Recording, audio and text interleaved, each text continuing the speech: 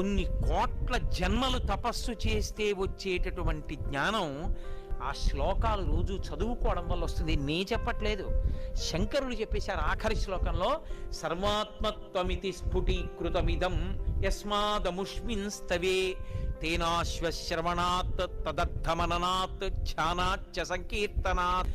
ఈ శ్లోకాల్ని, ఈ స్తోత్రాన్ని, దక్షిణామూర్తి స్తోత్రాన్ని ప్రతిరోజు ఎవరైతే చదువుకుంటున్నారో, చదవడం చేత కాని వాళ్ళు, చదువుకోవడం వచ్చిన వాళ్ళు చదివితే వింటున్నారో, విని ధ్యానం చేయగలుగుతున్నారో, ధ్యానం చెయ్యలేకపోతే కనీసం పఠిస్తున్నారో, వింటున్నారో, ఇలాంటి వాళ్ళందరికీ కూడా సర్వాత్మత్వమితి స్ఫుటీకృతమిదం, ఆత్మ అనుభవంలోకి రావడమే కాదు, దానితో పాటుగా సమస్త సిద్ధులు కూడా కలుగుతాయి.